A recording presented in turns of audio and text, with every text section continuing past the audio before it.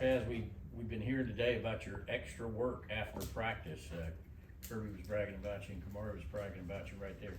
What exactly are you doing when regular practice gets over and you hang out on the field for a little bit? It all depends on the game plan for that week. Like depending on what I was good at in practice and what reps I need to get back. Like if I didn't strike good enough after practice, I hit the sleds. If I feel like my pass rush was lacking, then I'll go hit the pass rush sleds, work with coach after practice. It's all dependent on the practice before and the game plan of the week. Has that always been your thing, kind of extra reps after practice? Yes, sir. How far back do you remember? High school. My high school coach always told me don't do the bare minimum, so always do extra. What's your relationship like with Brock Bowers, and how has it developed over your time here in Athens? I met Brock before he even committed here.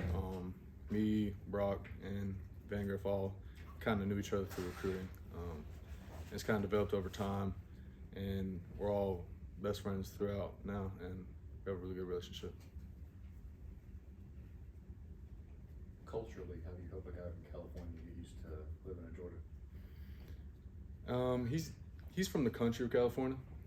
He came in.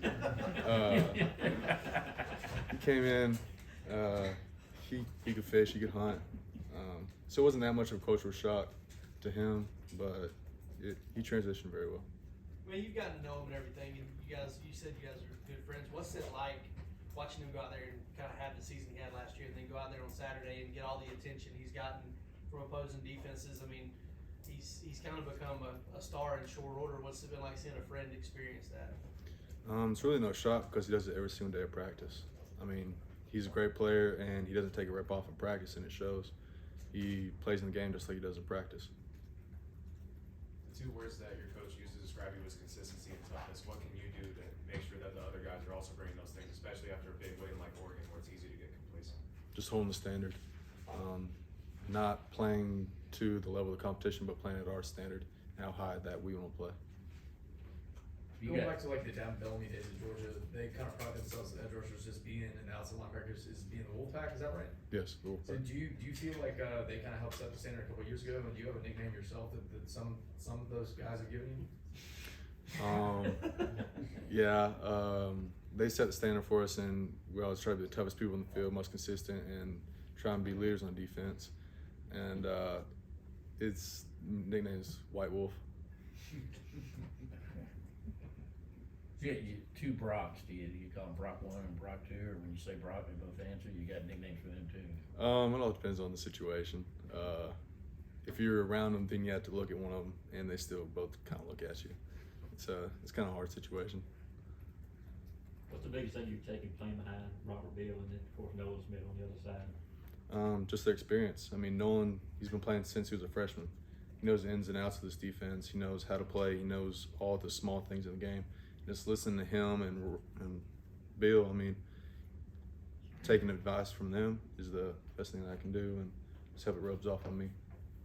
Oregon obviously had a very elite offensive line. Overall, how would you assess your line's play against them on Saturday?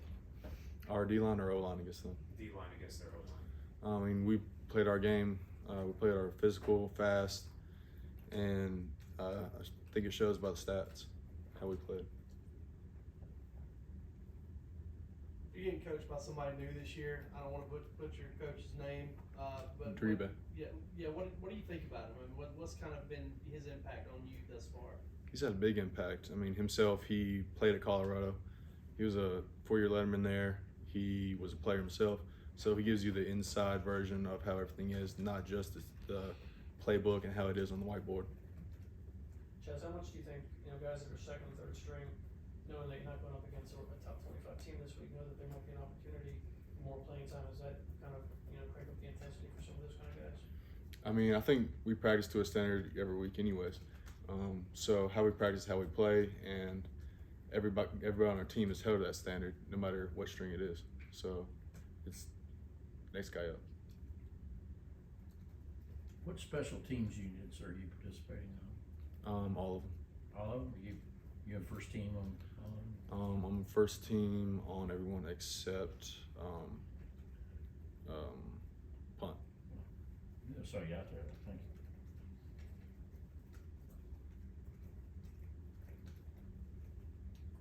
questions for Chaz?